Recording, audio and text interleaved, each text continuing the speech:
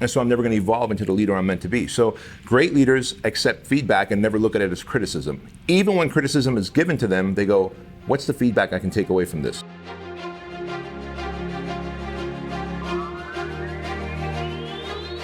What do you think are some of the key things that you need to be an effective leader in our space? Oh man, I'd be more than happy to share that with you, Adam. So what I've realized after working with over 1,800 private coaching clients, right? It's like a 43,000 personal training clients, like personal trainers who are my clients. 18,000 of them I've worked with one-on-one to scale their business. You can divide them up into two categories: those that make multiple six figures, 200 to 6, 7, 800,000 a year, and those that make seven figures to multiple seven figures, right? 2, 3, 4 million a year.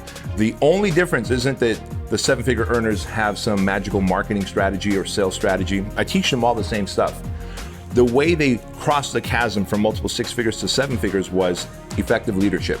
Now, most leadership, poor leadership, really stems from poor self-esteem, poor self-image. And so if we really want to do a deep dive, how did mom and dad treat you when you were a kid? Did they give you bad self-esteem, bad self-image? What is self-esteem? It's really, self-esteem is how you feel about yourself. Self-image is how you think other people see you. So if you think other people see you as a nuisance, as someone who shouldn't have a voice, as someone who is an imposter in your industry, as someone who's not as good as the next trainer, the next coach, then you're not going to have the voice to lead effectively.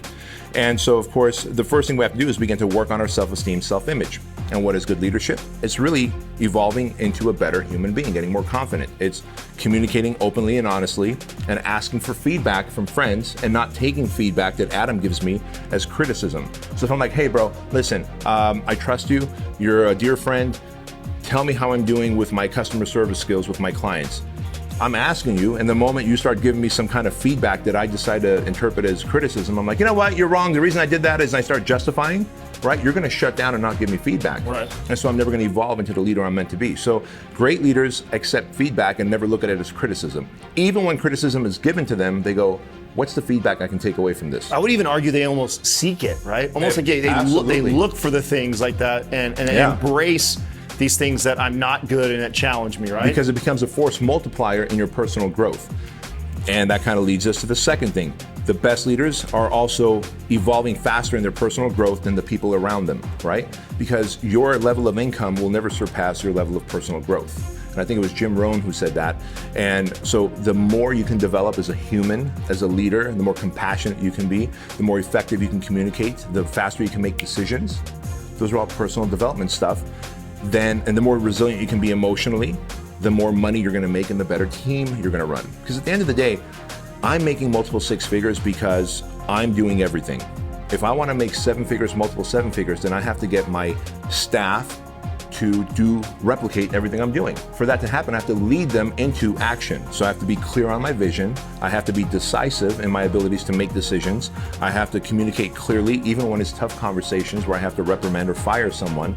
I mean, how long has the average person who's watching this right now, you have an employee that you know you need to either talk to or fire, but you haven't fired them because you don't want to have that conversation. You're too approval seeking. Those crucial conversations. Yes. I talk about those all the time, how important they are. I was one of those people. I was too approval seeking, validation seeking, and I didn't want to hurt someone's feelings, so I kept them around.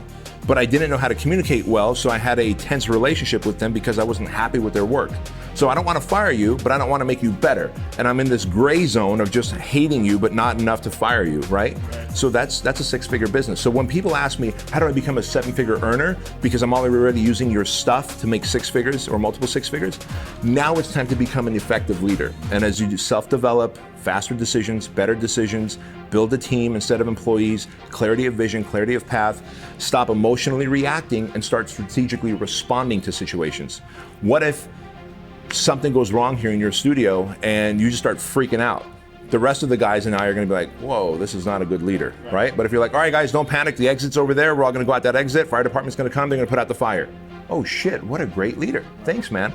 So those are the muscles that you need to develop. And when you do, you become an effective leader. And magically, the same stuff you've been doing today, you're able to force multiply through your staff and all of a sudden make multiple seven figures.